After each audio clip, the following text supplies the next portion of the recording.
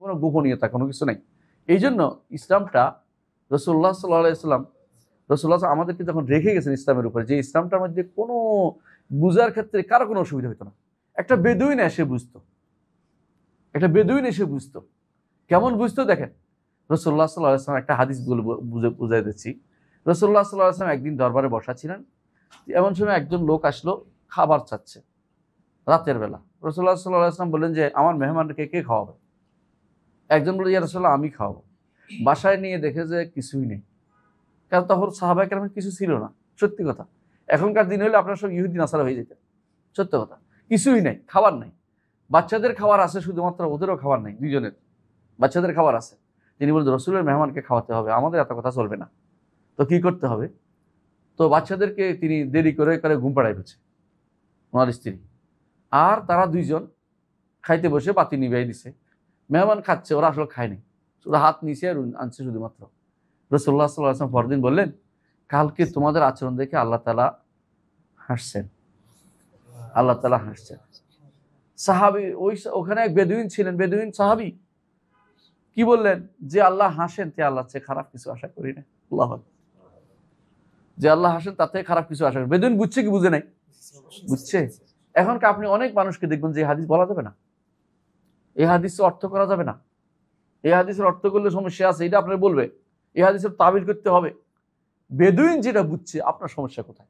রাসূল তো বলতে পারতো যে এই তুমি আর বোঝার দরকার নেই, এটা আমার গোপন কথা, এটা বলেনি। রাসূল মসজিদে সবাইকে বলেছেন, রাসূলের মসজিদে সবাই বুঝছে কি হচ্ছে না। রাসূল বলেছেন সাহাবায়ে কেরামকে আমি আরশের কাছে গেছি, রাসূল আল্লাহর সাথে কথা বলেছি, হ্যাঁ উপরে উঠছি। এখন যদি কেউ বলে যে না এটা বলা যাবে না, উপরে উঠার কথা কেমনে হবে, রাসূল কেমনে উঠলো, অথবা সে আল্লাহ আরশের কাছে কেমনে গেলো, আল্লাহর সাথে কথা কেমনে বললো, শুনে নাই দেখে নাই, তো কি করবেন আপনি দেখে? হ্যাঁ, তিনি নূর দেখছে বলছে হাদিসে। এলো লুকুচুরি খেলা চলতেছে আমাদের মধ্যে। দিন লুকুচুরি নাই, কোনো দিনের মধ্যে স্পষ্ট সবকিছু। আপনি যেটা বলবেন এটা সবার সামনে যেটা বলতে পারবেন, হ্যাঁ এটা আপনি বুঝেই বলতে হবে, এটাই কথা। শুধুমাত্র যেটা যে বুঝে না তার সামনে যে বুঝে না এটা বলতে পারবে না, কিন্তু রাসূলুল্লাহ সাল্লাল্লাহু আলাইহি ওয়াসাল্লাম বুঝিয়ে বলতেন সবাইকে। তাই বলতেছি রাসূলুল্লাহ সাল্লাল্লাহু আলাইহি ওয়াসাল্লাম আমাদেরকে আকীদা ও শরিয়া কমপ্লিট করে গেছেন। আল্লাহ তাআলা আয়াত নাজিল করলেন আল ইয়াউমা আকমালতু লাকুম দীনাকুম ওয়া আতমামতু আলাইকুম নি'মাতি ওয়া রাদিতু লাকুমুল ইসলাম দীনা। আজকের দিনে তোমাদের জন্য তোমাদের দিনকে পূর্ণতা দিলাম এবং তোমাদের জন্য তোমাদের নেয়ামতকে পূর্ণ করে দিলাম। দুইটা জিনিসই, দিন ও নেয়ামত দুইটাই বলছে। দিন আগেরকার দিনগুলো ছিল, আগেকার দিন কি ইসলাম, তখনকার ইসলাম ছিল তখনকার উপযোগী। সর্বশেষ ইসলাম হলো সর্বযুগের সবখানে জন্য উপযোগী। কথা খেয়াল করেন জিনিসটা। কারণ মানুষ যদি কোনো বড় হয় তার ছোটকালের জামাটা আর গায়ে লাগে না, বুঝে আসছে কথাটা? ছোটকালের জামাটা গায়ে, তখন ওই সময়ের জামাটা গায়ে, কিন্তু একটা সময় আসে তখন জামার আর মাপ বদলাইতে হয় না, ঠিক কিনা? ইসলাম রাসূলুল্লাহ সাল্লাল্লাহু আলাইহি ওয়াসাল্লাম যখন আসছেন, মুহাম্মদ সাল্লাল্লাহু আলাইহি ওয়াসাল্লাম, ইসলাম তখন পূর্ণ রূপে লাভ করেছে। এরপরে আর এটা বাড়বে না কমবে না, বুঝছেন না? এই জন্য কোনো নবীর দরকার নাই, রাসূলেরও দরকার নাই। তবে কি দরকার আছে? রাসূলের আদর্শটাকে প্রচার করার দরকার আছে। রাসূল যা রেখে গেছেন সেটাই বলার দরকার আছে। কোরআনে কারিমে যা আসছে এটাই বলার দরকার আছে। আল্লাহ তাআলা তার বিশাল দায়িত্ব দিয়েছেন, এই জন্য তিনি নিজে নিয়েছেন দায়িত্বটা। কি ইন্না নাহনু নাযালনা যিকরা ওয়া ইন্না লাহু লাহাফিজুন। এই জিকির আমরা নাজিল করেছি, এর হেফাজত আমরা করব। কোরআনের হেফাজত তিনি করেছেন, হাদিসের হেফাজত তিনি করেছেন। সুতরাং যেগুলো বানোয়াট, যেগুলো মানুষ বানাবে সেগুলো কিন্তু অটোমেটিকলি বাদ পড়ে যাবে। যারা কোরআনিস্ট আছে, তথাকথিত কোরআন মানে হাদিস মানি না বলে, ওরা কি বলে কোরআন তো আল্লাহ হেফাজত দায়িত্ব দিয়েছে, হাদিস তো হেফাজত দায়িত্ব নেয় না, এটা মিথ্যা কথা বলছে।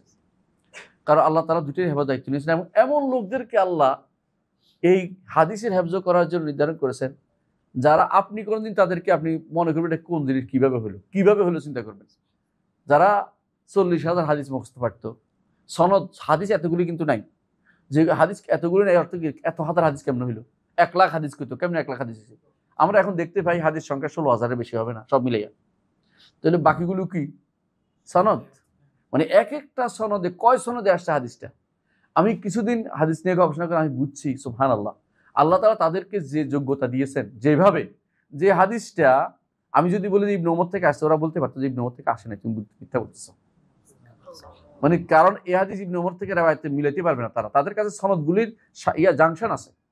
আপনি যদি বলেন যে রেলে করে আমি বলা গেছি, আপনি ওই মানুষ কি বলবে?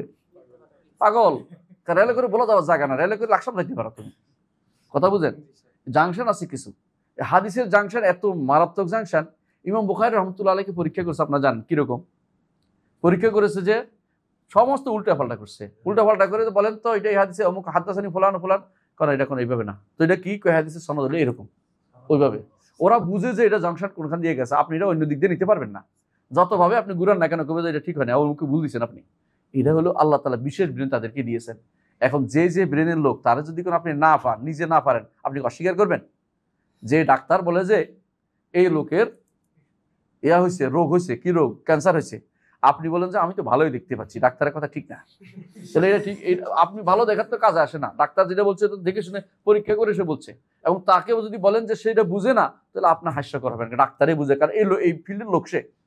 এই যারা বলে হাদিসের বিষয়ে যারা বলে যে আল্লাহ তাআলা হেফাজত দায়িত্ব নেয় না, মিথ্যা কথা বলছে। আল্লাহ তাআলা দুইটাই দায়িত্ব নিয়েছেন, এই জন্য আল্লাহ তাআলা ওই ব্যাপারে লোকও সেট করেছেন। মোহাম্মদ ইবনে সাঈদ নামে এক ব্যক্তি ছিল, মোহাম্মদ সাঈদ আল মাসলুম, তাকে শুলে চড়ানো হয়েছে। কি জন্য? সে হাদিস বানাতো, আমি কথাটা বোঝার জন্য বলতেছি, হাদিস বানাতো। তো সে যখন শুলে দিচ্ছে খলিফাতুল মুসলিমিন, তাকে শুলে দিচ্ছে খলিফা মাহাদি, তখন সে বলতেছে যে আমাকে শুলে দিয়েন না, কারণ আমি প্রায় 40,000 হাদিস বানাইছি, এখন আমাকে দেন, আমি এগুলি বাদ দিব, বলবো যে এগুলি ঠিক না, মানে বাঁচতে চাচ্ছিল। তখন খলিফাতুল মুসলিমিন তখনকার সময় যিনি ছিলেন তিনি বলছেন, তোমার শুলে যাওয়াই দরকার, আর তুমি যেগুলি বানাইছো এগুলি আমাদের মুহাদ্দিসরা আছে, এগুলি একটা একটা করে চুল যেভাবে বের করে, কিসের থেকে, কাটা আটার কাই থেকে চুল বের করে ফেলে, ওরা এগুলি বের করে ফেলে দিবে, তোমার দরকার নাই, তুমি শুলে থাকো, তুমি শুলে থাকবা, কারণ তুমি মিথ্যা বানাইছো, বুঝতে পারি আমরা এগুলি। আলহামদুলিল্লাহ, আল্লাহ তাআলা প্রত্যেক এই দিনকে হেফাজতের জন্য এমন লোককে সেট করেছে, আপনি চিন্তা করতে পারবেন না, চিন্তা করতে পারবেন না। মাঝে মধ্যে আমি চিন্তা করি, সুবহানাল্লাহ, এক একটা বই পরবর্তীতে লিখছে কিন্তু আগের সাথে যুক্ত হয়ে যায়, এক একটা ব্যক্তি পরে আসছে কিন্তু আগের সাথে যুক্ত হয়ে যায়। আপনি দেখছেন ইমাম রাওয়াহুন নাসাই, আমরা বলি ইমাম নাসাই হাদিসটি বর্ণনা করেছেন, তারপরে কি বলি, সাহাহুল আলবানী, আলবানী শুদ্ধ করেছেন, আলবানী শুদ্ধ বলেছেন। কত পরে এসে এই লোকটা কার সাথে যুক্ত হয়ে গেছে? নাসাই সাথে যুক্ত হয়ে গেছে। আপনি যুক্ত, আমি এই যোগ্যতা পাইছি? পাই নাই। এই আলবানীর আগে যদি কোনো 1 প্রজন্ম, 2 প্রজন্ম, 3 প্রজন্ম লোকরা বলতো যে আমরা তো নাই, আমরা নাই, কিছু নাই, তাহলে আলবানী কেমনি শুদ্ধ করলে পরে আসে? এটা হচ্ছে আল্লাহ ওনার জন্য রেখে দিয়েছে যে এই সময় এটা বলতে হবে, এই সময় লিখতে হবে। আকীদার বিষয়টা দেখেন, এই যে বলতেছি, একটা বিষয় বলতেছি, একটা বুঝাই বলতে না, শাইখ হোসেন মোহাম্মদ বিন আব্দুল ওয়াহাব রাহমাতুল্লাহ আলাইহি, ওনার কিতাবুত তাওহীদটা নাম শুনেছেন আপনারা? কিতাবুত তাওহীদ অনেকেই পড়ছেন হয়তো। এই একটা এমন একটা কিতাব, যে কিতাবটা তাওহীদুল ইবাদার উপরে, তাওহীদুল উলুহিয়ার উপরে। আপনি এর মতো কিতাব আরেকটা গত 10 প্রজন্ম দেখাইতে পারবেন না। যেন আল্লাহ তাআলা রেখে দিয়েছেন এই লোকটাকে ওই সময় পাঠাবেন, কারণ ওই সময় দুনিয়া ভরপুর হয়ে যাবে শিরকি আকীদা, কবর পূজা, ওই সময় এই লোকটাকে পাঠাইছেন যে এই সময় এই লোক দ্বীন হেফাজতের জন্য তোমার দরকার, তুমি এই সময় কথা বলো। আল্লাহ তাআলা সেইভাবে ঠিক করে পাঠাইছেন। সুতরাং আপনি আমি দিন থেকে দূরে সরে গেলে আল্লাহর কোনো ক্ষতি হবে না, আল্লাহর দিনের ক্ষতি হবে না। আল্লাহ এমন লোককে নিয়ে আসবে যে লোক এই দিন নিয়ে দাঁড়াবে, কারণ আল্লাহ তাআলা এই দিনকে লিইয়ুযহিরা আলা দ্বীনি কুল্লি, সকল দিনের উপরে, সকল মতবাদের উপরে, সকল মানুষের, ইহুদি নাসারা যত কিছু আছে সবকিছুর উপরে এই দিনকে উঠাবেন। আপনি যদি কোনো এর সাথে যুক্ত হন, আপনি সম্মানিত হবেন। আর আপনি যদি মনে করেন, সন্দেহ করেন, আপনি যদি ভিন্ন মত পোষণ করেন, আল্লাহর কোনো ক্ষতি হবে না। লা ইয়াদুরুল্লাহ শাইয়া, ক্ষতি হবে কার? আপনি আস্থা করে নিক্ষিপ্ত হবেন। আপনি কোথায় থাকবেন? আপনি শুধু প্রতিযোগিতা শুরু করে দেন, আপনি দৌড়াতে শুরু করে দেন, আমি আল্লাহ সন্তুষ্টি দরকার, আল্লাহ সন্তুষ্টি পেতে চাই, এইভাবে দৌড়ান। আপনি কখনো চিন্তা করবেন না যে আমার দিয়ে একটা কাজ হয়ে গেছে, না, আল্লাহ আমার দিয়ে কাজটা করায়, সেটা চিন্তা করেন। আল্লাহ আমার দিয়ে কথা বলার তৌফিক দিচ্ছে, এটা আল্লাহর খাস রহমত। আমি এটা কোনোদিন চিন্তা করবো না যে আমি এটা কিছু করে ফেলছি, না, আমার করতে পারিনি, আল্লাহ যদি কোনো কবুল করে এটা আমার কাজে লাগবে, নইলে আমার কোনো কিছু কাজে লাগে না। সুতরাং যে কথাটা বলতেছি, যারা আজ এই কাজগুলি করে যাচ্ছে, বুঝে কোরআন হাদিসের ব্যাপারে কথাবার্তা বলে, তারা কিন্তু বিভ্রান্ত, কোনো সন্দেহ নাই। এবং তারা বেশিরভাগই দেখবেন আলেম না, যে ফিল্ডের লোক না, সেই ফিল্ডে কথা বলে। বেশিরভাগই হয় ডাক্তার, নয় তথাকথিত কেউ বক্তা, এগুলো চালু করে দিচ্ছে এগুলি। যেই কথা বলতে চাচ্ছিলাম, আল্লাহ তাআলা যুগে আল্লাহ রাসূলুল্লাহ সাল্লাল্লাহু আলাইহি ওয়াসাল্লাম আমাদেরকে কিন্তু পুরোপুরি দিনের সম্পূর্ণ দিন আকীদা সব বর্ণনা করে গেছেন। আল্লাহ সম্পর্কে বলেন না, এটা হতে পারে না। যে নবী আমাদেরকে বলে গেছেন যে কিভাবে বাথরুম সারতে হবে, বলে গেছেন কিনা? কি বলছেন? তিনি বলেছেন যে আমরা যেন বাথরুমে ঢুকার দোয়াটা পড়ি, তাই না? তারপরে যখন বের হই দোয়াটা পড়ি, বলছেন। তারপরে 3টি লীলা নিতে বলছেন কিনা? তারপরে এইভাবে প্রত্যেকটি বাম হাতে ব্যবহার করতে বলছেন কিনা? বাম হাত ব্যবহার করতে বলছেন। আপনি কি চিন্তা করেন, এত ছোট্ট জিনিসটাও বলে গেছেন। এই জন্য এক সাহাবীকে, সম্ভবত সালমান ফারসি রাদিয়াল্লাহু আনহু, তাকে বলছিলেন একজন ইহুদি যে তোমাদের নবী কি তোমাদেরকে সব শিক্ষা দিছে, বাথরুম করার শিক্ষা দিছে? তিনি বলছেন আজাল, অবশ্যই আমাদের নবী আমাদেরকে সেটা শিক্ষা দিয়েছেন। আজাল অর্থ হলো এটাই, তুমি কি কও, অবশ্যই এটা শিক্ষা দিছে, অবশ্যই বলো আজাল বলে, অন্য কারণ হয়তো নাম বলতো, অবশ্যই শিক্ষা দিছে ওইটা আজাল, যে অবশ্যই শিক্ষা দিছে এটা কি আমাদেরকে তিনি এইভাবে এইভাবে করতে বলেছেন।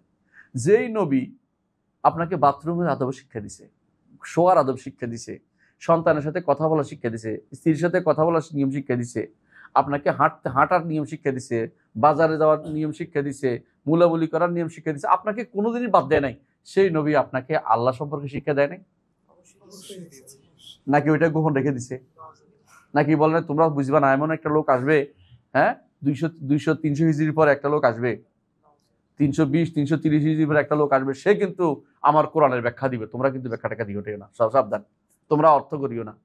সুবহানাল্লাহ, এটা কোনোদিন হইতে পারে না। এটা হচ্ছে এটা আল্লাহ সম্পর্কে, আল্লাহ সম্পর্কে খারাপ ধারণা, রাসূল সম্পর্কে খারাপ ধারণা, সাহাবায়ে কেরাম সম্পর্কে খারাপ ধারণা, তাবেঈদের সম্পর্কে খারাপ ধারণা।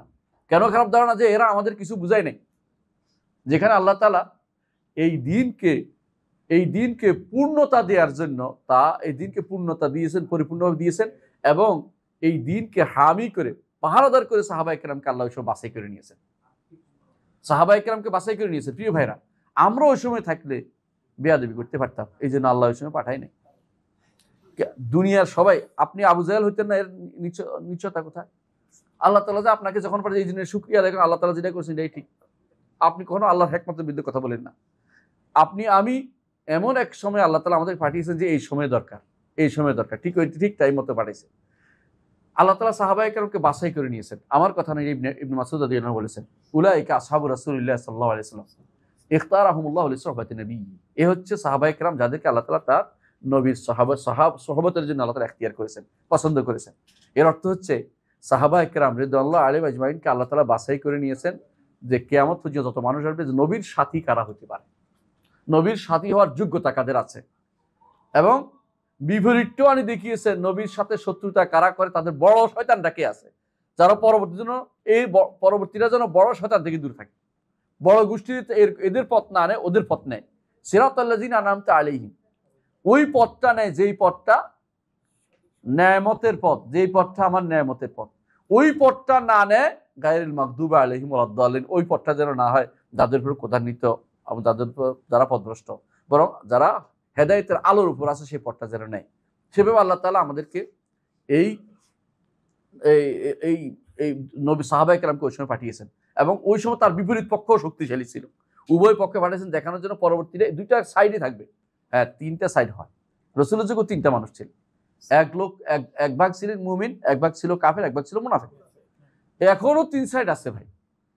ঈমানদার দাবি করবে আল্লাহর বিধানকে মানতে চাইবে না, ঈমানদার দাবি করবে কোরআনকে প্রতিষ্ঠা করতে চাইবে না, ঈমানদার দাবি করবে কোরআনের কথা বললে তাদের কাছে মন খারাপ হয়ে যায়, ঈমানদার দাবি করবে আর যেখানে নারীদের পর্দার কথা বললে মন খারাপ হয়, দাড়ি বাচ্চাদের ছেলেদের দাড়ির কথা বললে মন খারাপ হয়ে যায়, ওই সমস্ত লোকগুলি আসলেই মুনাফিক টাইপের, এগুলি মুনাফিক টাইপের। তিন শ্রেণীর লোকে থাকবে। আপনি কার অনুসরণ করবেন, আপনি সিদ্ধান্ত নেবেন যে আমি অনুসরণ করতে চাই কার, সিরাতাল্লাযিনা আনআমতা আলাইহিম। এর দলিল কি? মিনান নাবিয়িন, অন্য আয়াতে আল্লাহ বলে দিয়েছেন মিনান নাবিয়িন ওয়াস সিদ্দিকিন ওয়াস শুহাদা ওয়াস সালিহিন। এই চার শ্রেণী হচ্ছে নেয়ামতপ্রাপ্ত, নবী, সিদ্দিক, শহীদ এবং আল্লাহ নেককার বান্দারা। এবার আপনি চিন্তা করবেন এদের পথ চলবেন নাকি আপনি আবু জাহাল আবু লাহাবের পথে চলবেন? নবীর কথা শুনবো না, যে বলছে যে মুহাম্মাদান আবাইনা, কি বলছে? ওয়া দীনাহু কালাইনা।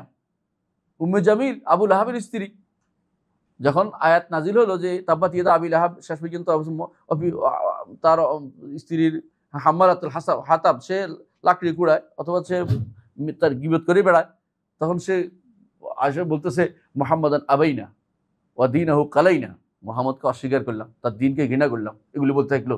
বুঝলেন না? সেই যুগেও এরকম মানুষ ছিল, এখনো এরকম মানুষ থাকবে। কিন্তু আপনি কি করবেন? আপনি সিদ্ধান্ত নেবেন আমি কি নেকের পথে চলবো, না নবীদের পথে চলবো, না আমি খারাপের পথে চলবো। এটা আপনি সিদ্ধান্ত নেওয়ার বিষয় রয়েছে। মুহাম্মদ রাসূলুল্লাহ সাল্লাল্লাহু আলাইহি ওয়াসাল্লাম এই অবস্থায় রেখে গেছেন, একেবারে দিনকে পূর্ণ করে, আকীদাকে একদম হুবহু যা দরকার সব বর্ণনা করে গেছেন। শেষে রাসূলুল্লাহ সাল্লাল্লাহু আলাইহি ওয়াসাল্লাম আরাফার মাঠে সমস্ত সাহাবায়ে কেরাম যারা ঈমান আনছে তাদের সামনে কি করেছেন? যারা বাকি অল্প কয়েকজন ছাড়া বেশিরভাগ যারা ইমান তারা আসছে, হজে আসছে, তাদের সামনে তিনি সাক্ষী বলেছেন, আমি তোমাদেরকে হাল বাল্লাগতু, প্রচার করেছি কিনা। সবাই সাক্ষ্য যে আপনি প্রচার করেছেন, বাল্লাগতা, আপনি অবশ্যই আপনি সবকিছু প্রচার করেছেন। তাহলে সেখানে রাসূলুল্লাহ সাল্লাল্লাহু আলাইহি ওয়াসাল্লাম আল্লাহ সম্পর্কে প্রচার করেন নাই? করেছেন। এই আল্লাহ সম্পর্কে প্রচারটা নাম হলো আকীদা। আমি বারবার বলছি কি, আল্লাহর সত্তা, নাম, গুণ, কর্ম, অধিকার। এইখানেই আমাদের যত বিপদ হয়েছে। আমি একটা একটা করে আলোচনা করব, বেশি লম্বা করব না। সাহাবায়ে কেরামের প্রাথমিক যুগে এই বিষয়টা নিয়ে কেউ কথা বলার সুযোগ পায়নি। আবু বকর ওমরের সময়ও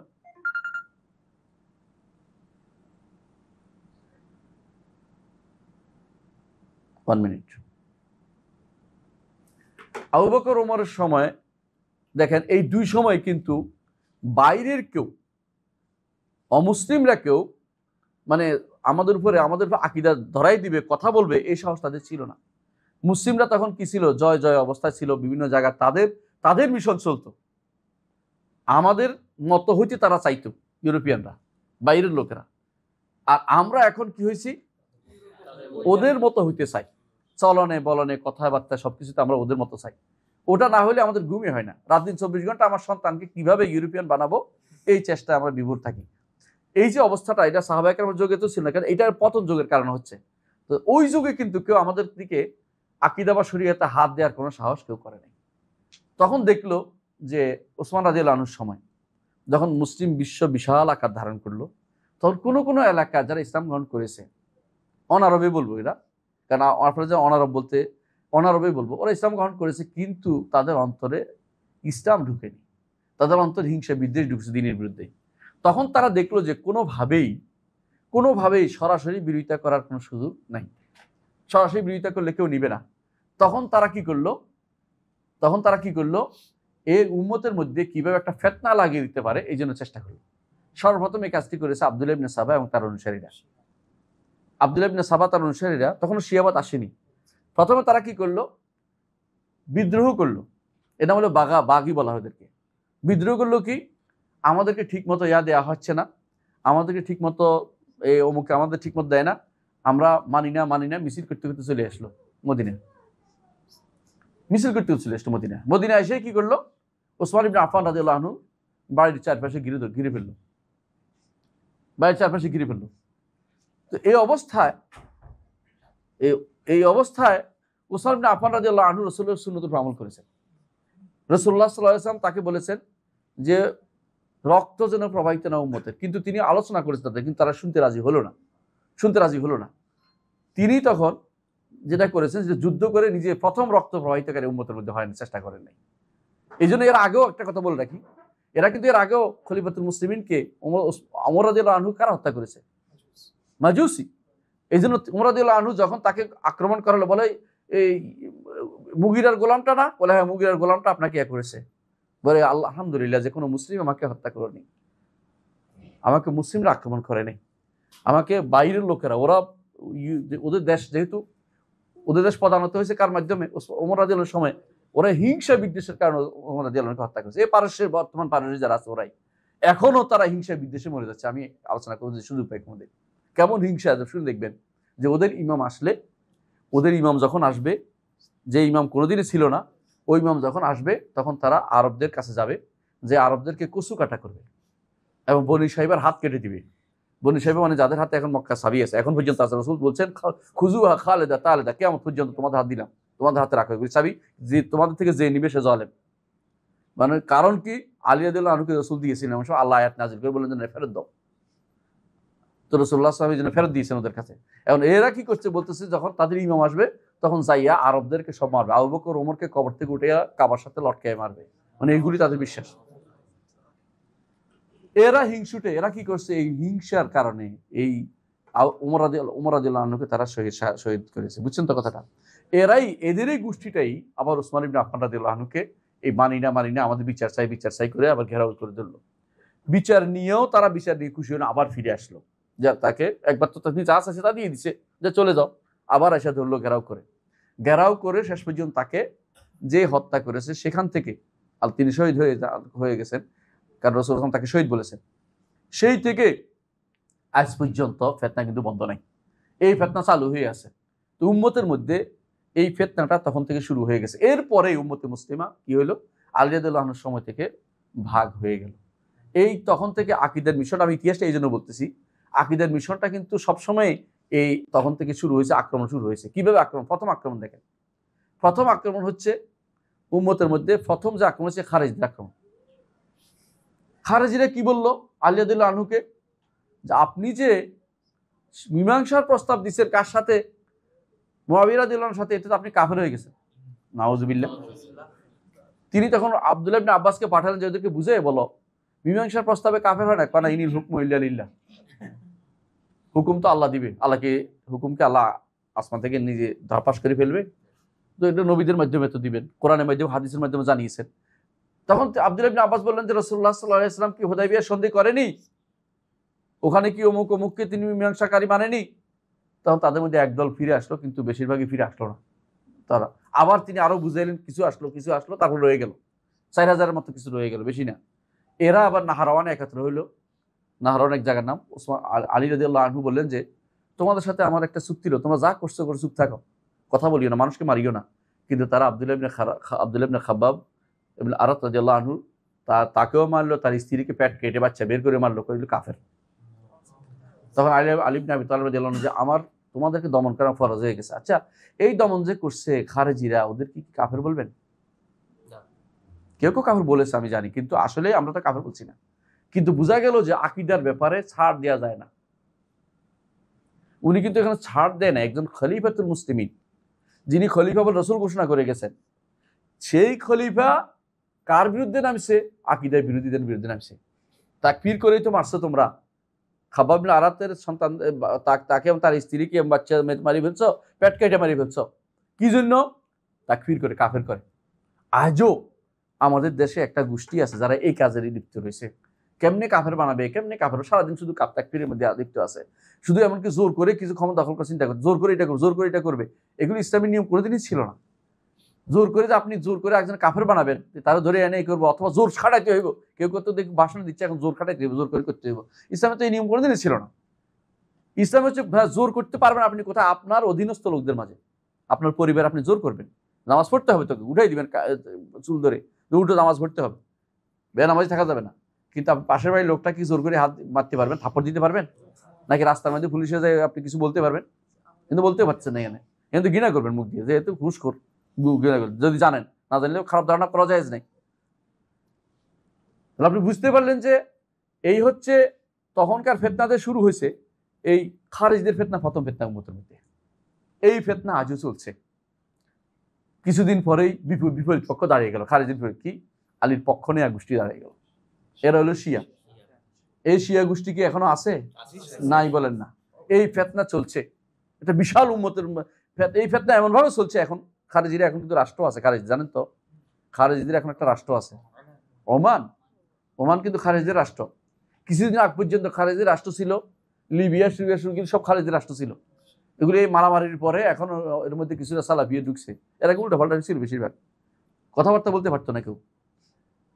এই লিবিয়া, এই তিউনিসিয়া, এই এলাকাতে খারেজিদের রাজত্ব ছিল একটা সময় পর্যন্ত।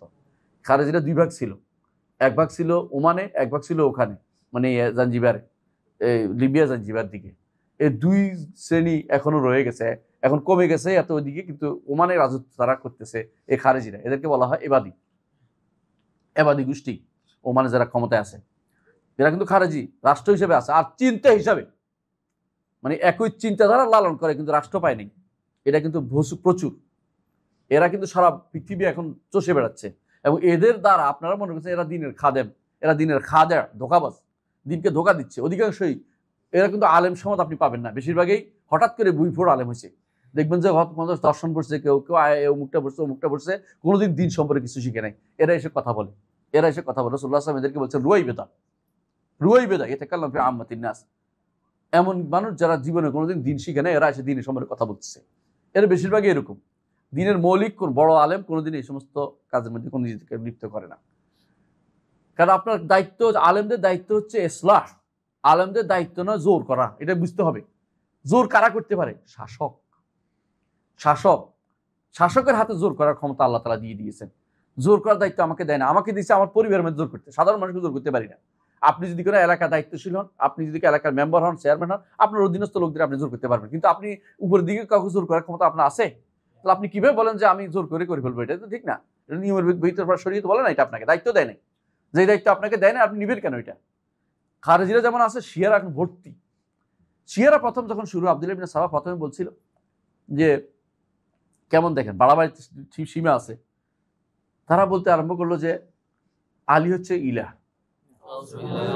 তো ইলাহ কেমন? বলছে আকাশে যে বিদ্যুৎ চমকা এটা আলীর হাসি, আকাশে যে আলী আকাশে যে আওয়াজ করে এটা আলীর চিৎকার। তো এইভাবে সে নতুন নতুন তথ্য বানাই বেড়া দিতে লাগলো। আলী রাদিয়াল্লাহু আনহু শুনে বললেন যে এটা ধরে নিয়ে আসো, ধরে নিয়ে আসো।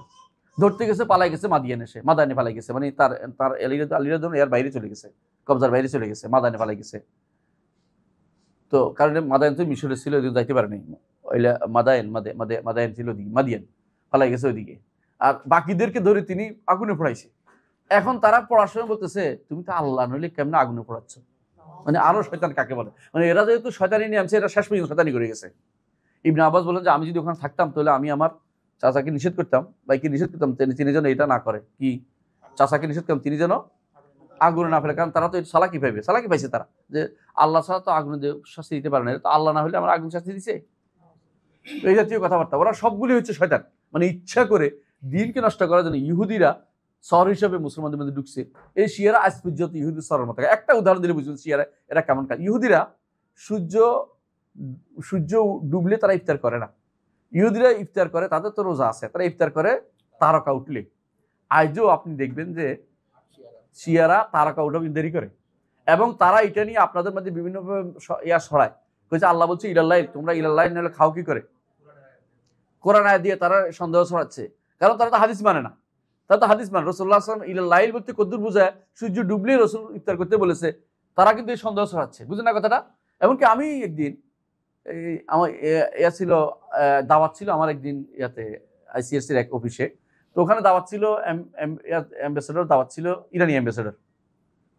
তো আমি দূর থেকে দেখছি কি করে, দেখি আজকে ধরা পড়ে যায়। আমি এবং বসা ছিলাম আইইউটি তখনকার ভাইস চ্যান্সেলর, দুইজনে গল্প করতেছিলাম, আমাদের সাথে সম্পর্ক ভালো ছিল। উনি বলছে লোকটা খায় না কেন? আমি বলছি একটু দেখেন, আরো একটু দেখেন। সে এবং তার বউ খাইলো না যতক্ষণ পর্যন্ত না সূর্য উঠছে, মানে তারকা উঠছে, তখন পর্যন্ত খায় নাই তারা। আমি বলছি এই বুঝে দেখেন, যে ব্যক্তি আপনাকে সূর্য উঠা তারকা উঠা পর্যন্ত দেরি করাচ্ছে ইফতার করতে, রাসূলুল্লাহ সাল্লাল্লাহু আলাইহি ওয়াসাল্লাম বলেছেন যত তাড়াতাড়ি তোমরা ইফতার করবে তত তোমরা ভালো থাকবে। সুন্নাহর অনুসরণ। এরা দেরি করতে করতে করতে তারকা উঠা পর্যন্ত দেরি করাইছে। এরা কাদের অনুসরণ করছে আপনি বলেন তো? এই না, ইহুদিদের অনুসরণ করছে। এইরা প্রত্যেকটি কাজে কর্মে এদের মধ্যে এটা আছে। এদের মধ্যে বাধা অর্থ কি? আল্লাহ তাআলা আগে জানতো না, পরে জানছে, নাউযুবিল্লাহ। এটা হলো বাধা। এরা এটা বিশ্বাস করেই করে। কেন করে? আগে জানলে আল্লাহ তাআলা আলীরে আগে দিয়ে দিত, বুঝছেন তো? আগে জানলে এটা করতো, আগে জানলে এটা করতো, মানে এটা হলো আগে জানতো না, আল্লাহ পরে জানছে, এগুলি বলতেছে তারা। এটা শুধুমাত্র ইহুদিদের মধ্যে এটা আছে। ইহুদিরা বলে আল্লাহ আগে কেন তার বিশেষ ব্যক্তিরা, অর্থাৎ কি ইহুদিদের কেন রাজত্ব দিলেন না? আল্লাহ কানতে কানতে চোখ ফুলাইয়া চোখের পানি দিয়ে নদী ভাসাই দিচ্ছে, মানে এরকম তাদের কথা। এগুলো দিয়ে তারা আফসোস করে যে আল্লাহ তাআলা খুবই আফসোস করে সারাদিন, কারণ আল্লাহ তাআলা আগে জানতে পারেন। একই কথা এদের মধ্যে পাওয়া যায়। ইহুদিরা বলে ফিরে আসবে তাদের লোকেরা, শিয়ারাও বলে তাদের ইমামরা ফিরে আসবে, তাদের ইমামরা সবাই ফিরে আসবে যখন তাদের কায়েম অর্থ হলো যেটা কোনদিন ছিল না, গর্তে ঢুকেছে বলে, সে যখন বের হবে তখন আবার সবাই চলে আসবে, আয়সা তখন আনন্দ উল্লাস করে তখন তারা আরবদের কচুকাটা করবে, মানে আরবদের বিরুদ্ধে তাদের সব ষড়যন্ত্র সবকিছু আরবদের মারবে তারা। কেন? আরবরা তাদের দেশ প্রদানিত করেছে এই জন্য, বুঝছেন তো? এই জন্য তারা এগুলো লাগিয়ে রাখছে। একটা দুইটা আমি বললাম, শুধু আর কিছু বললাম না, বাকিগুলো বুঝে নেবেন। তাহলে শিয়াদের ফেরকাও চলে আসে। শিয়ারা কিসের? আকিদাগত ফেরকা। আকিদার কারণে তারা, এদের মধ্যে এক কিছু হয়ে গেছে, ইসলাম থেকে বেরিয়ে গেছে। ৭২ ফেরকার ভিতরে নাই, বাইরে। ৭২ ফেরকা কিন্তু ইসলামের ফেরকা, যেগুলির কারণে জাহান্নামে যাবে, কিন্তু কাফের বলছি না আমরা। কিন্তু কিছু আছে এদের মধ্যে কাফের হয়ে গেছে।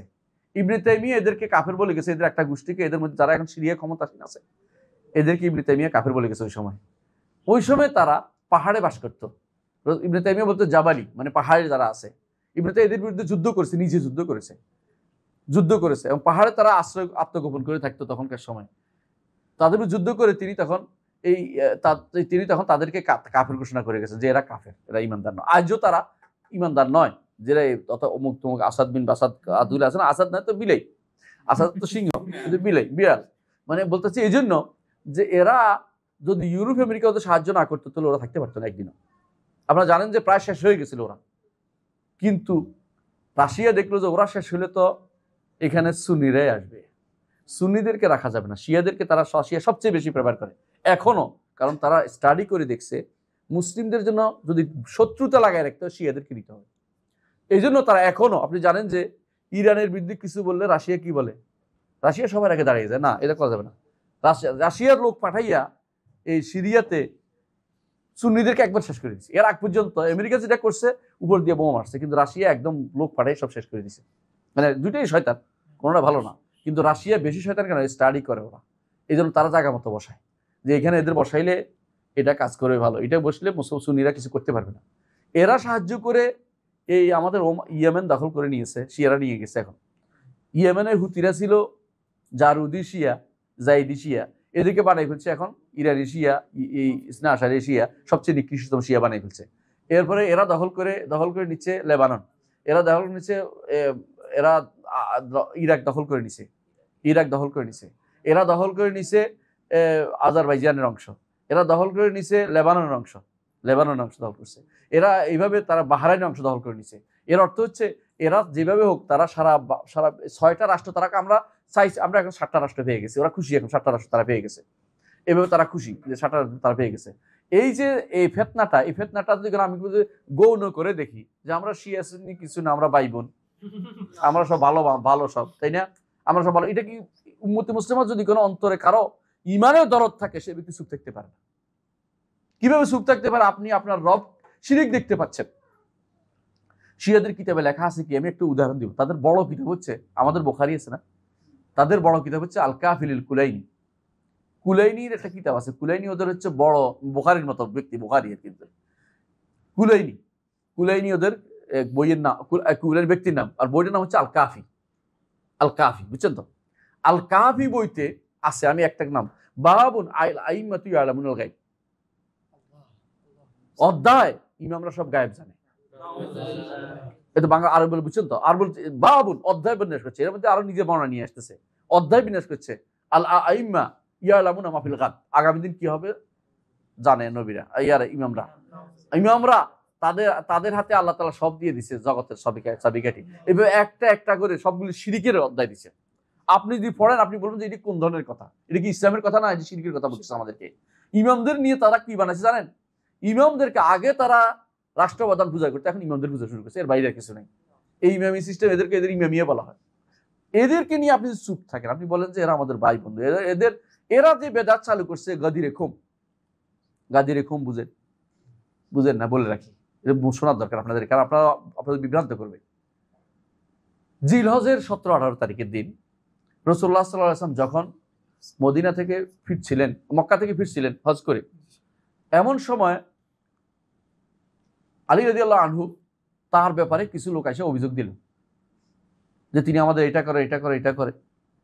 আর মিথ্যা অভিযোগ দিছে। আলী রাদিয়াল্লাহু মধ্যে ব্যক্তি কি এগুলো করে? মিথ্যা কথা বলছে। আলী রাদিয়াল্লাহু তখন বললেন যে যেখানে আসে জায়গার নাম হলো গাদির, এই জায়গা হলো খোম একটা জায়গার নাম ছিল ওখানে। তো ওই জায়গাতে তিনি একটা পুকুর ছিল বিশাল, গাদিরের তো পুকুর, পানির একটা ছোট সিনি ছিল।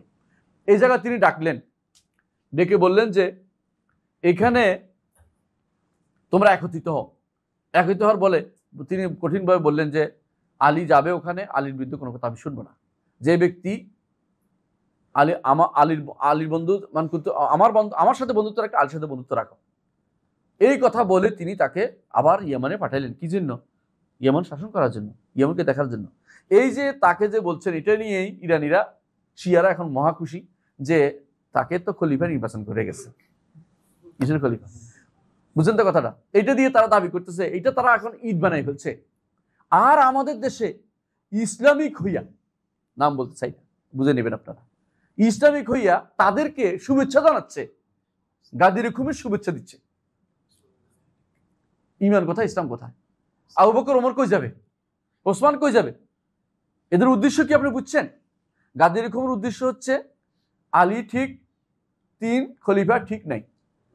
বুঝছেন তো আপনি কথাটা? মানে উদ্দেশ্য এটা। এরা এই দিনে ঈদ পালন করে, এই দিনে ঈদ পালন করে, আর আপনি এই দিনে তাদেরকে শুভেচ্ছা জানাচ্ছেন। আপনি কি পাগল না আপনি মাথা খারাপ? কোনটা? আপনি কি বলতে চাচ্ছেন? আপনি বুঝেন কি কাকা কি বলতেছেন? কিসের ভিত্তিতে আপনি এদেরকে ঐক্যের দিকে তাকতেছেন? এরা যে দিনটা শেষ করে দিল, আর আপনি তাদেরকে ডাকতেছেন আমার দিকে যে তুমি একটা ভালো কাজ করতেছো। কথা বুঝেন নাই? আপনার পরিবারের কেউ যে গালি দিল, আর আপনি তাদেরকে শুভেচ্ছা জানালেন। আমরা আবু বকর ওমরকে আমাদের প্রাণের চেয়ে ভালোবাসি। কারণ রাসূলুল্লাহ সাল্লাল্লাহু আলাইহি ওয়াসাল্লাম ভালোবাসার কারণ, রাসূলকে ভালোবাসতে, রাসূল বলছে ভালোবাসতে তাদেরকে, আবু বকর ওমরকে, এবং বলছে ইক্তাদাউ বিল্লাযাইনি মিন বাদি আবি বকর ওমর, আমার পরে দুইজনকে তোমরা অনুসরণ করো, আবু বকর ওমর স্পষ্ট বলে দিয়েছেন। সেইখানে আমার পরে আবু বকর ওমরের অর্থ কি? তারা খলিফা হবে। বিল্লাযাইনি মিন বাদি, আমার পরে আবু বকর ওমর বোঝা যাচ্ছে খলিফা হবে। তারপরে রাসূলুল্লাহ সাল্লাল্লাহু আলাইহি ওয়াসাল্লাম নিজে আবু বকরকে মুসাল্লায় বসাইছে, নামাজের মুসাল্লায় ইমামতি করতে দিছে। আর আবু বকর নামাজ পড়াচ্ছে, রাসূল দরজা খুলে দেখে খুশি হয়েছে যে আবু বকর নামাজ পড়াচ্ছে, এবং বলেছেন আবাল্লাহু ওয়া রাসূলুহু ইল্লা আবু বকর, আল্লাহ রাসূল আবু বকর ছাড়া কারো উপরে আর খুশি হবে না। কিন্তু সরাসরি বলে যান নাই খলিফা কারো, এটা ঠিক আছে, কিন্তু তার কর্মকাণ্ড সব বুঝাচ্ছে আবু বকরকে নিয়ে। এবং এক মহিলা এসে বলছে ইয়া রাসূল আমাকে এটা দেন, এটা দেন। কয় আগামী বছর আসো। ওরা আগামী বছর আপনি জীবিত না থাকলে আবু বকরের কাছে যাইবা। শিখাই দিছে কি করতে হবে। এত কিছুর পরেও ওরা দাবি করতেছে আবু বকর ওমরের খেলাফত, ওসমানের খেলাফত নাই, সব খেলাফত কার? আলী রাদিয়াল্লাহু আনহুর জন্য। আলী রাদিয়াল্লাহু খলিফা তো চতুর্থ না, ওরা প্রথম খলিফা মানার জন্য যেই পর্ব পালন করতেছে আবু বকর ওমর ওসমানকে বাদ দেওয়ার জন্য, ওই পর্বে আপনি তাদেরকে শুভেচ্ছা জানাচ্ছেন। আপনার কি আকল বুদ্ধি কমে গেছে না পাগল হয়ে গেছেন? কোনটা? আমি কেন বলতে চাচ্ছি, আকীদার গুরুত্ব না থাকলে এটাই হবে। আপনি বোঝা উচিত এটা একটা কি আকীদার ইতিহাসে দেখা যাচ্ছে এটা বড় ধরনের ক্ষতির কারণ হচ্ছে, এটা আর কিছু না। বড় ধরনের সমস্যা তৈরি করছে এই আকীদার ইতিহাসে, এরা সমস্যা তৈরি করছে। এদেরকে আপনি চিহ্নিত করে রাখুন, এদেরকে ঠিক করার চেষ্টা করুন, না হলে এদেরকে আপনি বয়কট করুন। এরা কোনোদিন ইসলামের কোনো উপকার করে নাই। ইতিহাসে যত যুদ্ধ হয়েছে, বাইতুল মাকদাস উদ্ধারের জন্য যুদ্ধ হয়েছে, কোনোদিন কোনো শিয়া যুদ্ধ করেনি। কেন শিয়া যুদ্ধ করে জানেন? কেন যুদ্ধ করে না? ইমাম না আসা পর্যন্ত তাদের কোনো যুদ্ধ নাই তারা মনে করে। এই জন্য তারা যুদ্ধ করে সব প্রতিরোধমূলক অথবা দখলমূলক, কাফেরদের বিরুদ্ধে কোনো যুদ্ধ করবে না। যুদ্ধ করবে শুধু সুন্নিদের বিরুদ্ধে। যত যুদ্ধ সব সুন্নিদের বিরুদ্ধে, কাফেরদের যুদ্ধ দেখানোর জন্য। হ্যাঁ, 200 আমার একজন ইহুদি মারা যাবে না। আপনি কোন ধরনের যুদ্ধ পাচ্ছেন? আপনি বুঝেন না এটা কিছু? 200 আমার ক্ষেপণাস্ত্র মারবে, আপনার একটা ইহুদি মরবে না। আপনি কি মনে করেন এটা? প্রিয় ভাইরা, যেটা বলছিলাম যে এই শিয়ারা বেরোছে ওই সময়, ঠিক না? এরপরে বের হইলো কাদারিরা। কাদারি বুঝছেন? তাকদির অস্বীকারী। তাকদির অস্বীকারী হিসাবে তাদের নাম হচ্ছে কাদারি। মানে কেন কাদারি বলছে? তাকদির আমি নির্ধারণ করি, আমার ভাগ্য আমি নির্ধারণ করি। নাউজুবিল্লাহ। এরা বলে ফেললো যে আল্লাহ তাআলা কোন দুই গ্রুপ হয়ে গেল। এক গ্রুপ বলে আল্লাহ তাআলা কিছুই আগে নির্ধারণ করেন না, আমরা যেটা করি এটাই শুধুমাত্র লেখে। বুঝছেন তো? মানে আমরা যেটা করবো এটা আল্লাহ লিখছে, আল্লাহ কিছু করেন নাই, আল্লাহ নির্ধারণ করেন নাই। এখনো কিছু মানুষ তাই বলছে।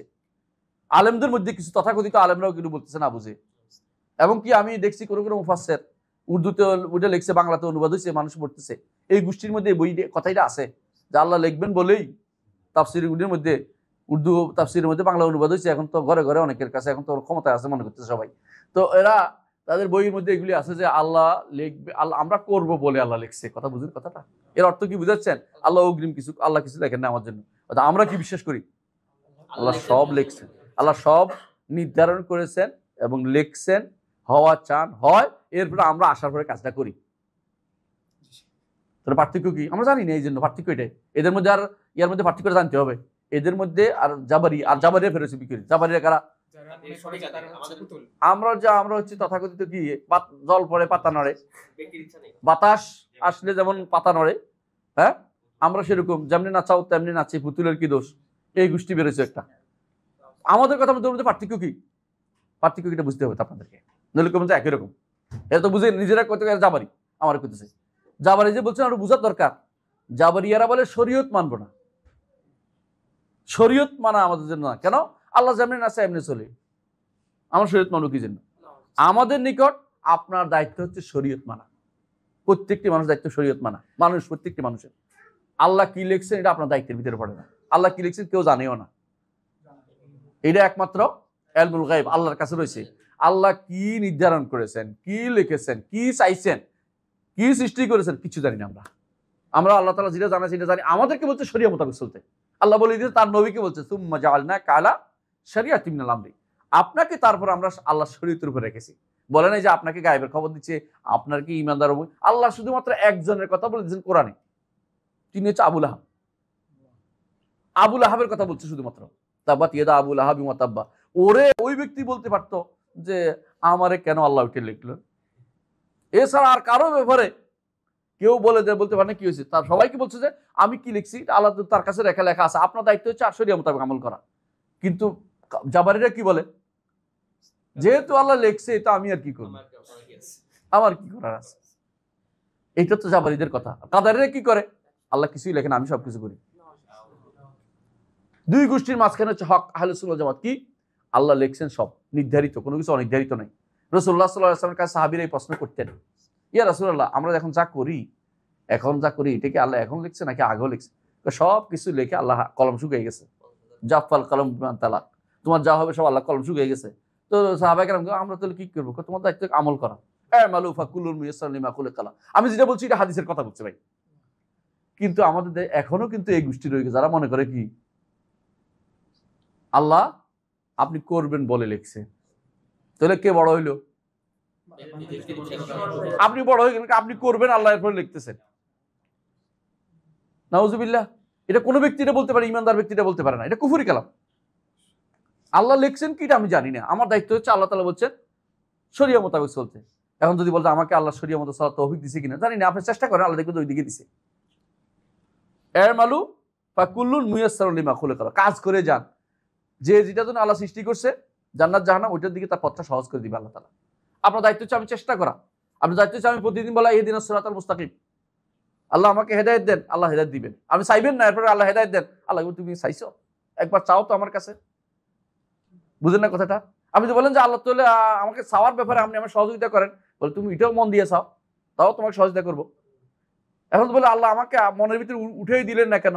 এটা তো আর আপনি এই তো দায়িত্ব আল্লাহর উপর চাপাই দিচ্ছেন কেন? আপনি চেষ্টা করেন, আপনি তো বিবেক দিছে, কোরআন দিছে, নবী রাসূল পাঠিয়ে দিছে, উঠানো কি? আপনি তো সারাদিন হুজুররা ওয়াজ করতেছে, কোরআন হাদিস বলছে, আপনি শরিয়া মোতাবেক চলেন না কেন?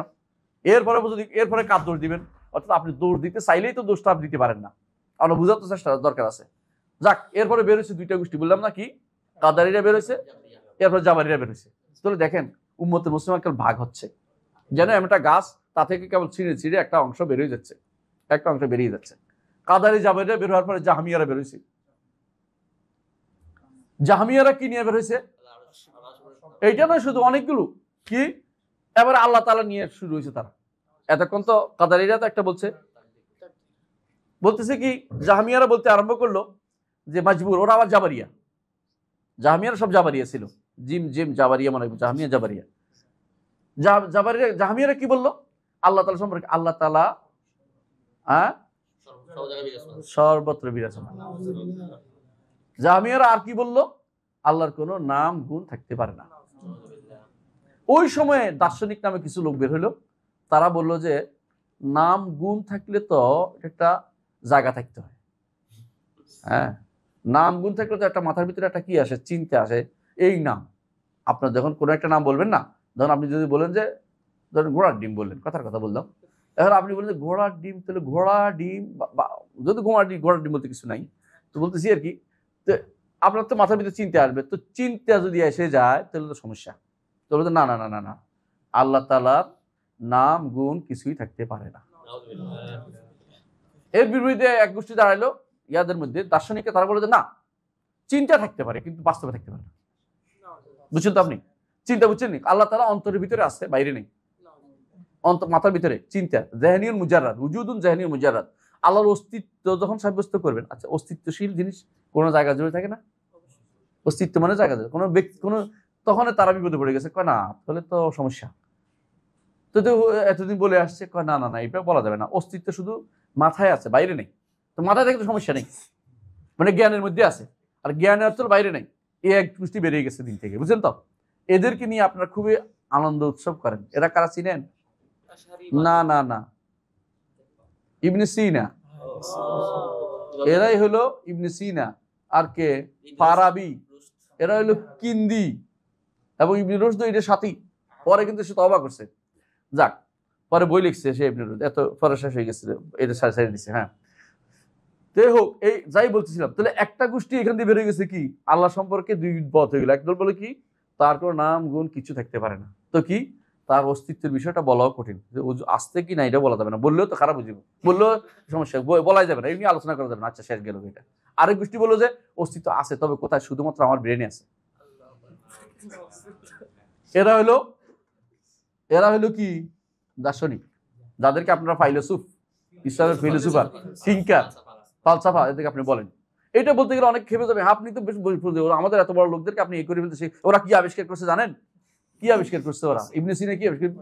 ইবনে সিনা আবিষ্কার করছে, মেডিসিন আবিষ্কার করছে। মেডিসিন তো কাফের আবিষ্কার করতে পারে না। জাগতিক দুনিয়ার ব্যাপারে আল্লাহ নিজে বলে দিয়েছেন, ইয়ালামুনা যাহিরাম মিনাল হায়াতিদ দুনিয়া ওয়া হুম আনিল আখিরাতি হুম গাফিলুন। দুনিয়ার জীবনটা তারা ভালোই জানে, আখিরাত সম্পর্কে তারা গাফিল। তো এদের নিয়ে আমার খুশি হওয়ার কিছু নেই। কিন্তু আপনি এর খুশি কেন? খুশি হচ্ছে এই জন্য আপনি দেখছেন যে ইউরোপ আমেরিকা দিন দুনিয়া উঠে গেছে, আমার ওরকম হইতে হইব। আমার দেশে কয়টা বিমান বানাইছে, কয়জনে কয়টা অস্ত্র বানাইছে? কিছু না। বিজ্ঞানের অভাব নাই, বিজ্ঞান বিভাগ তো ভর্তি হয়ে রয়েছে সারা দুনিয়াতে। কে বানায়? সর্বোচ্চ সাবান বানায় আমাদের। সাধারণ মানুষের মাঝে মধ্যে হেলিকপ্টার বানায়, জীবনে মাথায় পড়ে বিজ্ঞান বিভাগ পড়ে নেই, হেলিকপ্টার বানাইতে পারে। এটা একটা আল্লাহ যাকে দেয় সে হতে পারবে। ওই পড়ে টোরে এটাতে বানাইতে পারে না অনেকেই। আমাদের ইসলামী বিশ্ববিদ্যালয়ের পিএনডিডি ছিলেন একজন, মানে পিএনডিডি বলে পয়সা দেয় কাজের জন্য। তো পিএনডিডি বলতেছে একদিন যে আমি যখন বললাম যে আমাদের এখানে লাইব্রেরি করো, আপনি কিছু অনুদান দেন ইউনিভার্সিটিতে। আপনারা দিলে তো আমার সব হবে, আমি বুঝতে পারি, কিন্তু আপনার দেওয়ার মতো কোনো খাত খুঁজে পাচ্ছি না। সব খাত দিয়ে দিছি এমন জায়গাতে যেখানে শুধু সাবান বানায়। সাবান বানায় কোথায় ড্রেনে ফেলাই দেয়। তো সারাদিন সাবান এ করে কি বলে এক্সপেরিমেন্ট চালায়, বিকেলবেলা পানিতে ফেলাই দেয়। তো আমার এই টাকাগুলি সব পানিতে, শুধু সাবান বানায় ফেলায়, আর কোনো কাজ দেখি না আমি এদেরকে। এইটা তারা করে, মানলাম, এইটাই করছে সর্বোচ্চ, এটাই বিজ্ঞান বা একজন বৈজ্ঞানিক হয়ে গেছে। কিন্তু আল্লাহর দিন সম্পর্কে পড়ানোর জন্য কোনো লোক পাওয়া যাচ্ছে না। কিছু হইলে সারা গেল বই, আমরা ইসলামকে বৈজ্ঞানিক রূপে প্রতিষ্ঠা করতে চাই, ইসলামকে আমরা আধুনিক রূপে প্রতিষ্ঠা করতে চাই, ইসলামকে আমরা আরো সুন্দর করতে চাই। ওই সুন্দর করার নাম দিয়ে ইসলামকে বরবাদ করতে চাই। ইসলামকে তারাকে বুঝে, ইসলামকে বুঝে কি দিয়া ওই ইবনে সিনা, ফারাবি আর কিন্দি দিয়ে ইসলামকে বুঝতেছে। এদের মধ্যে কেউ কেউ দুর্ভাগ্যবশত, আমি এক মাদ্রাসার পাশে থাকি, মাদ্রাসা একজন কুড়ভদ্র একদিন দেখলাম যে ইসলামের 3 ভাগের 2 ভাগ ঠিক করছে ইবনে সিনা, বাকি 1 ভাগ নিয়ে আলেমরা এখন টানাটানি করতেছে, মানে বরবাদ করে দিচ্ছে। এটা কয় না ওদের নিকট, বলতে গেলে অনেক সময় লাগবে। ওদের নিকট কি জানেন? ওদের নিকট আল্লাহ বলতে যেটা বুঝায় এটা আসলে তেমন কিছু না। তো জগৎ কিভাবে আসলো? জগতের সবকিছু হচ্ছে আকলুল ফাআল। একটা দুইটা জিনিস আছে, এটা হলো কারণ সরাসরি কোনো আল্লাহ কিছু সৃষ্টি করেনি। তো সৃষ্টি কোত্থেকে আসলো?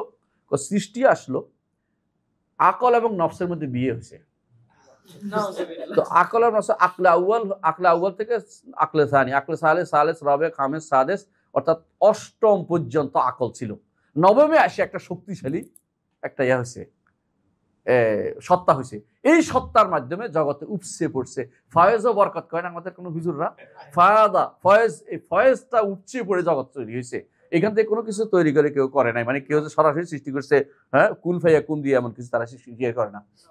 এই হচ্ছে এদের একটা গোষ্ঠী বের হয়েছে। আমি বুঝতে পারছি, এই জাহমিয়া, এরা আল্লাহর কালাম, আল্লাহর কথা স্বীকার করে না, কোরআনকে আল্লাহর বাণী স্বীকার করে না, ফেরেশতা স্বীকার করে না, আখিরাত মানে না, হাসরের দিন উঠতে হবে তা মানে না। তারপরে এরা হলো মুসলিম, এরা বলে মুসলিম। বুঝতে পারছি? এখন আমি যদি বলে কাফের বলি, আমার তো খেপে যাবেন আপনারা, যে হ্যাঁ আমাদের এত গবেষকদের এত বড় বড় লোকদের কাফের বলে দিচ্ছেন। আমি বলতেছি না, আপনারা বুঝে নেবেন কারা কাফের। ইমানের কোনো সাইটে তারা রাখে নাই, ইমানের কোনো একটা জিনিসকে ইমানের টাকা রাখে নাই, ইমানের কোনো সাইটে রাখে না। আমার কথা আমি বলছি, আমি যা বলছি পুরোটাই আপনি ইবনে আবিল আল হানাফির বই আছে, শরহ আকিদাত তাহাবির মধ্যে পাবেন। ইবনে আবিল আল হানাফি উনি লিখছে, তার শরহ আকিদাত তাহাবির মধ্যে এই কথাগুলো লিখছে। আমি যেগুলো বলতেছি এগুলো এখনকার যেটা বলতেছি, এতক্ষণ যেটা বললাম।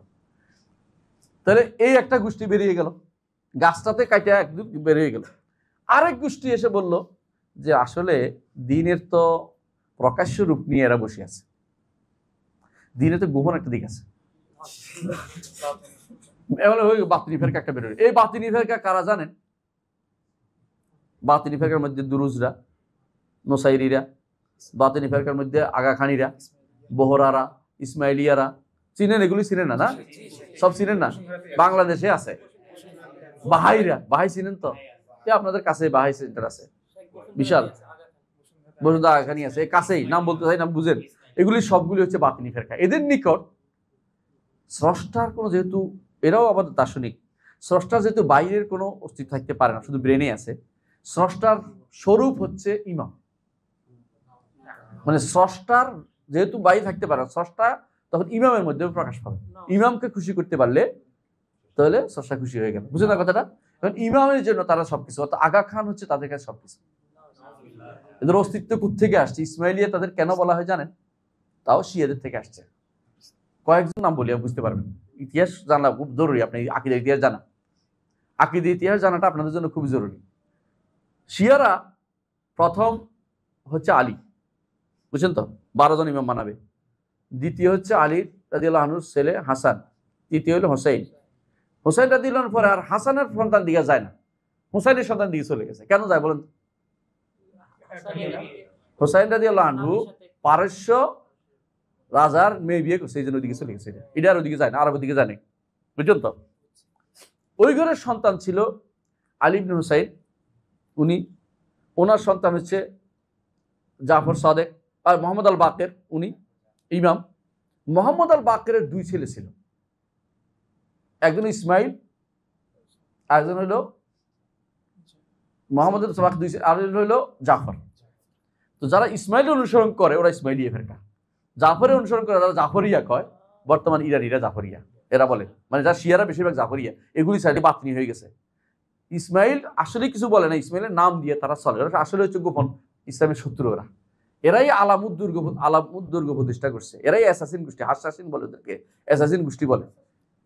এরাই সারা দুনিয়া, ওই তখনকার সময় হাসান বিন সাবার গোষ্ঠী ছিল, এরা তখন কি করতো, ওই মানুষকে মেরে ফেলতো, খলিফাতুল মুসলিমিনকে মেরে ফেলতো, বিভিন্ন জায়গাতে আক্রমণ করতো, ওদের এলাকা ভর্তি ছিল এই এলাকা, এই দুনিয়াতে। ওদের সম্পর্কে আমাদের জানা দরকার আছে। এর সন্তানরা এসে পরবর্তীতে, এদের সন্তান 2 ভাগ হয়ে গেল, এরা হলো বাতিনি ফেরকা, এরা শিয়া ফেরকা।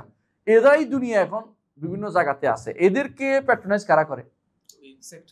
ইউরোপরা পুরোপুরি এদেরকে লালন পালন করে, বুঝছেন তো। তাহলে আপনি বলেন তো, ইয়া কোথায় থাকে, এই প্রিন্স করিম কোথায় থাকে? আগা খান, দেখছেন তো কেমনের ফালে। ও আমেরিকা থাকতো, ওর নাগরিকত্ব আছে সব জায়গায়, যেখানে যায় সেখানে, কোনো সমস্যা নেই। বাংলাদেশও উদ্দিনদের শাসন, উদ্দিনদের শাসন ছিলেন। উদ্দিন কটা ছিল না মাঝখানে? ফখরুদ্দিন, অমুকুদ্দিন, তমুকুদ্দিন, মসুদউদ্দিন। উদ্দিনদের শাসনে এসে তারা একটা জায়গা দখল করছে আপনাদের বসুন্ধরায়, দেখছেন তো, এই জামাতখানা করছে, দেখছেন তো। মানে ওরা এমন টাইমে আসবে যে জানে যে কি নিতে পারবে না নিতে পারবে, কারণ ওদেরকে যেভাবে বসাইছে। এখন ফখরুদ্দিন কোথায়? আমেরিকা। মাসুদ্দিনটা কোথায়? আমেরিকা। কারণ বুঝছেন আপনি কিভাবে জায়গা মতো বিট করে। ঠিক এই যে ফিলিস্তিনের যে বর্তমান নেতা, ফিলিস্তিন বলো মানুষ ছিলেন এইটারে, মাহমুদ আব্বাস আবু মায়াজেন, ফিলিস্তিনের নেতা, যে অভিসংবাদের নেতা ছিল ইয়াসির আরাফাত, ওকে কিভাবে পয়জন দিয়ে মেরে ফেললো। ওর জায়গায় এমন একটা লোককে বসাই দিল, সে হলো বাহাই। ফিলিস্তিনটা কি সুন্নি, সবগুলি বসাই দিল কারে? শিয়াদের শিয়া, বাতিনি শিয়া। এবং তারা মনে করে ইসলাম এখন আর নাই, ওরে বসাই দিছে। আপনি বলতেও পারবেন না কেমনে বসাই দিছে, কোত্থেকে আসলে কেউ বলতে পারে না। তারে ক্ষমতার মধ্যে প্রেসিডেন্ট বানাই দিল, আপনি কেমনে ঢুকলাম চিন্তা করে দেখেন তো। কেউ তারা চিনল না, কিভাবে সে বাহির ক্ষমতায় চলে আসে। এইভাবে তারা প্যাট্রোনাইজ করে। এইগুলি আমাদের যে সমস্ত সেক্টগুলি আছে, এগুলি প্যাট্রোনাইজ সবসময় আমেরিকা করবে। আপনি দেখবেন এরা কিন্তু ওখানে জায়গা পায়।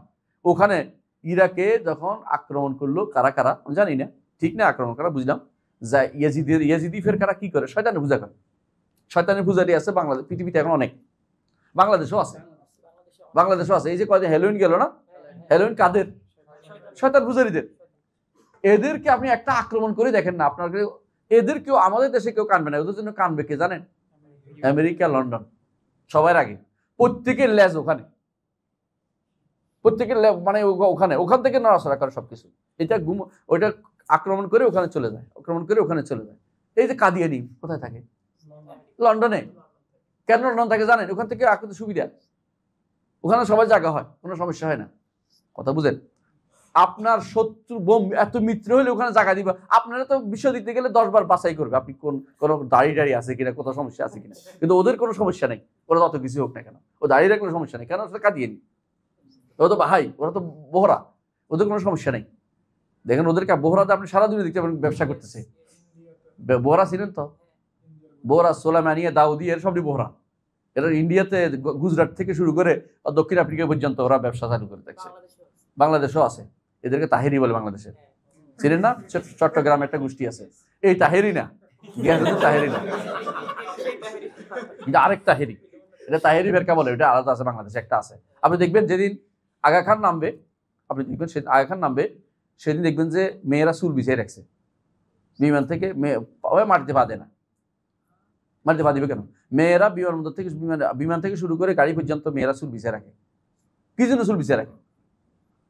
তারা খুশি করবে, তার চুলের উপর দিয়ে হাঁটে যাবে সে, যার চুলের উপরে পা পড়বে সে বিয়ে হবে, না অপেক্ষা করতে হবে আরেকবার আসা পর্যন্ত,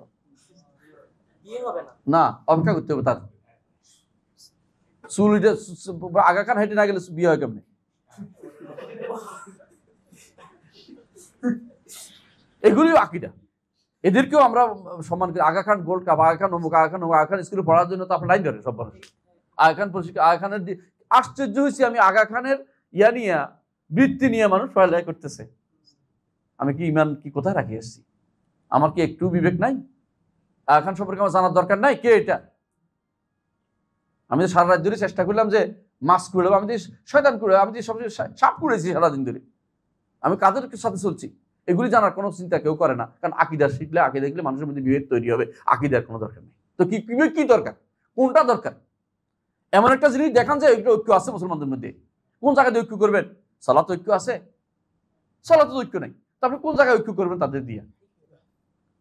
কেউ তো আছে পশ্চিম দিকে ফিরে সালাত আদায় করলেই আর কোরবানি করলে ঐক্য হয়ে গেছে। কে শিক্ষা দিল আমাদেরকে? এটা হচ্ছে বাহ্যিক মুসলিম যে আকীদার বিরোধী কাজ করে না।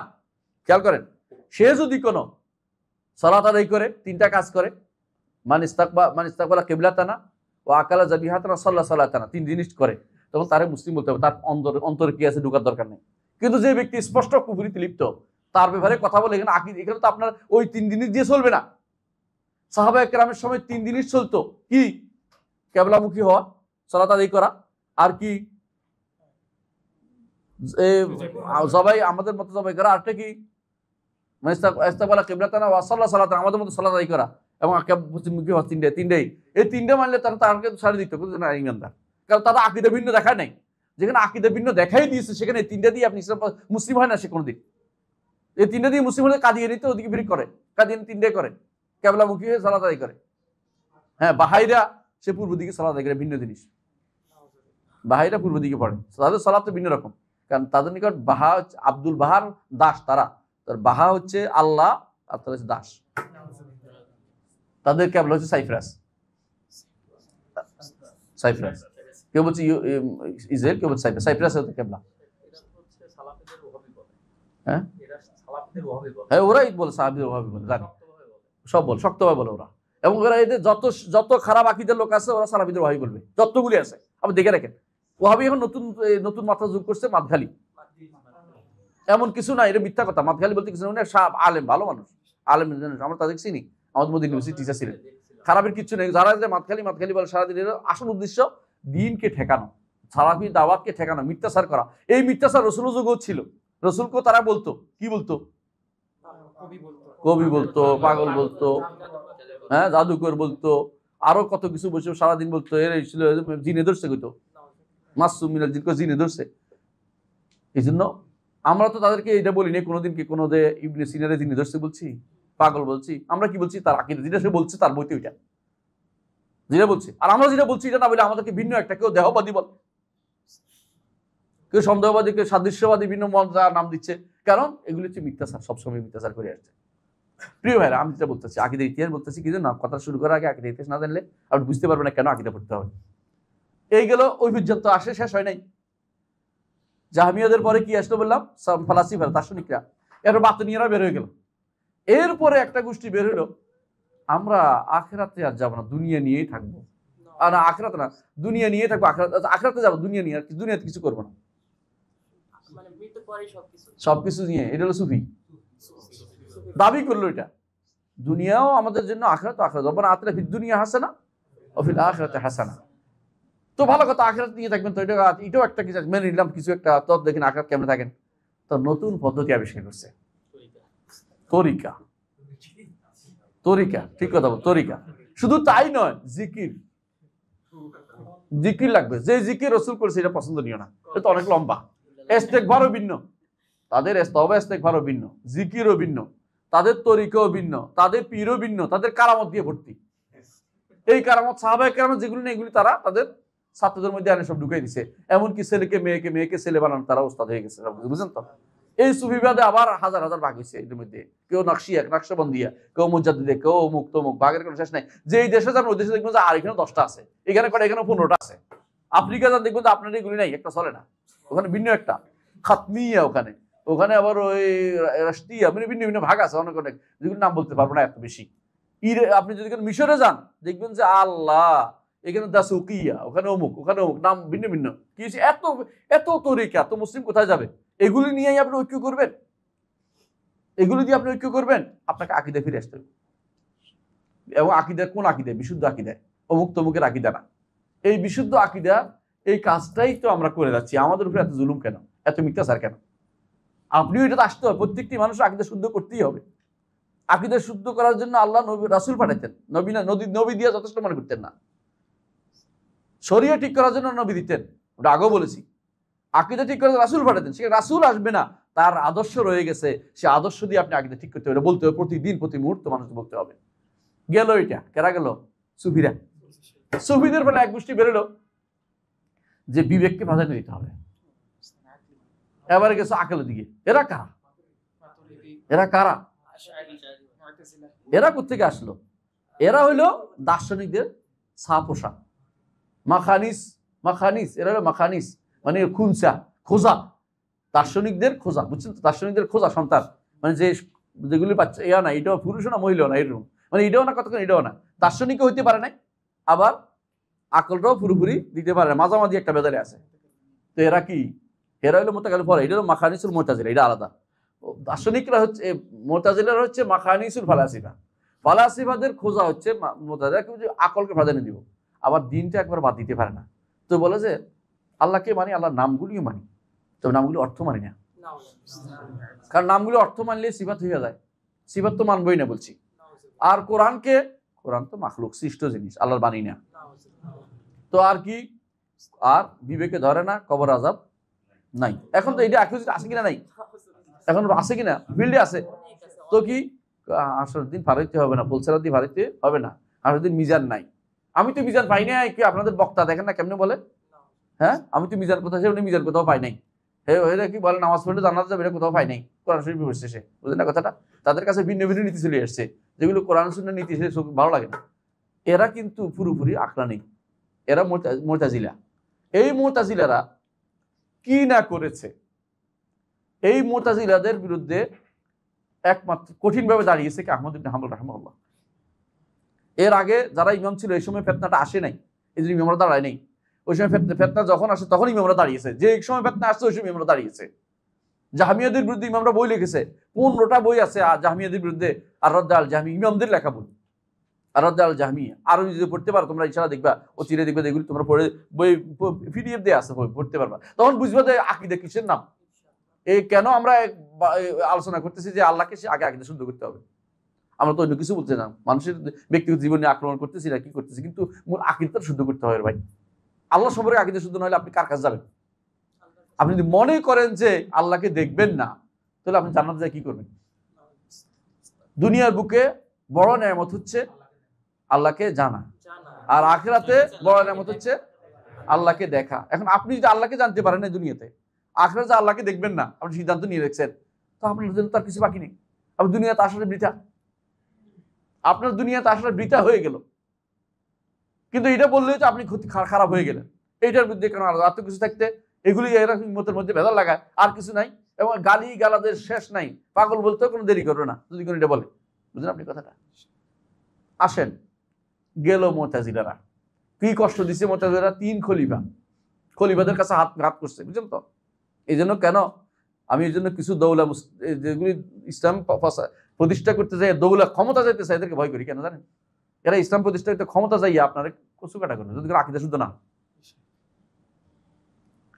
আকীদা শুদ্ধ না হলে আপনাকে ক্ষমতায় গিয়ে তারা আপনাকে আক্রমণ প্রথমটা করবে এবং মনে করে জিহাদ করতেছে, আপনাকে মাইরা তারা ইসলাম কায়েম করে মনে করতেছে। আপনি বুঝেন এটা? খলিফাতুল মুসলিমিনকে মারছে, আহমদ ইবনে হাম্বলকে আঘাত করতেছে, বেত্রাঘাত করতেছে। উনি তখন প্রথম বিসমিল্লাহ, দ্বিতীয়বার আলহামদুলিল্লাহ, আল্লাহু আকবার বলতেছে, এবং এরপর আর কিচ্ছু না, উনি শুধু আজকারগুলি পড়তেছে। বলতেছে খলিফাতুল মুসলিমিন তখনকার সময় বলতেছে যে আহমদ, তোমার উপর খুব দয়া হয়, দয়া করে তুমি বলো না যে কোরআনটা মাখলুক, তোমার ছেড়ে দিব। খলিফাতুল মুসলিমিন কি বলেছেন? আর আহমদ ইবনে হাম্বল বলছেন, আমিরুল মুমিনিন হাতিনি দলিল মিনাল কিতাব ওয়াস সুন্নাহ, আমিরুল মুমিনিন আমাকে একটা দলিল দেন কোরআন সুন্নাহ থেকে। আপনি কোত্থেকে নিয়ে আসছেন এগুলি? কথা এটা আমাদের কথা না, এটা আমাদের কথা না। শেষ পর্যন্ত ওয়াসেকের সময় তিনি একটা কথা বলছেন, সেটার জবাব দিতে পারেনি। ওয়াসেক শেষ পর্যন্ত মারা গেছে। ওয়াসেকের ছেলে বলতেছে যে আমি দেখলাম আমার বাবা সারা রাজ্যের চিন্তা করতেছে, এটা কি? আমি যে জিনিস দিয়ে আহ্বান করতেছি রসুল কি জানতেন? আপনি যে বলতেছে এটা আহমদ ইবনে হাম্বল, যে আপনি কি যেদিকে আহ্বান করতেছেন আপনার দাদা, আপনার পূর্বপুরুষ রসুল কি জানতেন? আপনার ইবনে আব্বাস জানতেন? যদি বলেন জানতেন, বলেন নাই, তাহলে মিথ্যা কথা বলছেন, কারণ রসুল তো সব বলাই করে বলে গেছেন। আর যদি জানেন নাই, আমাদের না জানলে অসুবিধা কোথায়? এই কথা না বলে আমাদের অসুবিধা কোথায়? যেটা বলেন নাই তারা। তিনটা তার ভালো করে অন্তরে নিচে এটা নিয়ে সারা রাত ধরে এটা বলছে, পরের দিন মরে গেছে। পরের দিন পরে খলিফা যিনি আসছেন তিনি বললেন যে যেই কারণে আমার বাবা মারা গেছেন এটা হতে দেওয়া যাবে না, এটা মিথ্যাচার, এটা বেহুদা কাম। খলিফাতুল মুসলিমিন তখন ঘোষণা করলেন যে হ্যাঁ, ওর নাম কি ছিল? খলিফা না, মুতাওয়াক্কিল আল্লাহ। মুতাওয়াক্কিল আল্লাহ খবর ঘোষণা করলেন যে এই ফিতনা আর চলতে দেওয়া যাবে না, কাউকে জিজ্ঞাসা করা হবে না তুমি কি। তখন নিয়োগ দিত কিরকম? জিজ্ঞাসা করতো, হ্যাঁ কিছুদিন আগে নিয়োগ যেমন দিছে অমুকের জাতি পিতা মানেন কিনা, এরকম, বুঝলেন না কথাটা? এখন এই নিয়োগ, তখনকে নিয়োগ দিত আল্লাহ কোরআনরে মাখলুক মানো কিনা, তো নিয়োগ দিত খলিফা, তখন তার ইয়া বানাইতো, বিচারক বানাইতো, বুঝছেন তো? তারও বিভিন্ন পদ দিত, চাকরি দিত। যখন এই ফিতনা তো বিশাল ফিতনা, এরকম লোকেরা ক্ষমতা গেলে কি করবে? তা আপনি যে ক্ষমতা কারে নিতেছেন, আপনি তো বোঝা দরকার আপনি কারে নিতে চাচ্ছেন। আপনি বোঝা দরকার যে লোকটা আকিদা শুদ্ধ নয়, হয়তো আপনারই প্রথম কবিতা এর নিয়ে জবে করে দিয়ে প্রথম শুধু কাজটা শুরু করে দিই, কারণ এ মনে করবে এটা কাজ, এটা করা দরকার। খলিফা মুতাওয়াক্কিল তখন বললেন যে এটা নিয়ে কাউকে পরীক্ষা করা যাবে না, এটা নিয়ে কাউকে পরীক্ষা করা যাবে না, কারণ এটা পরীক্ষা করার অর্থ হচ্ছে আমি বেহুদা কাজ করতেছি। তখন তিনি বললেন যে এটা বন্ধ করো, বরং আহমদ ইবনে হাম্বল যা বলে তা শুনতে হবে। সম্মানের সাথে তাকে বললেন যে আপনাকে আমি সম্মানের সাথে আমার প্রাসাদে নিতে চাই। বললেন আপনার প্রাসাদ, তোমার প্রাসাদ আমি যাবো না। খলিফা মুসলিম সব শুনলাম, বলে আমার মা কসম করছে, তোমার মা কসমের কাফারা দিতে পারবে, তবে তোমার প্রাসাদে আমি যাবো না। আমি যেখানে আছি এখানে আমাকে শুধু আমার ছাত্রদেরকে কথা বলতে দাও, আমি পড়াইতে চাই, আমি শুধু হাদিস পড়াইতে চাই।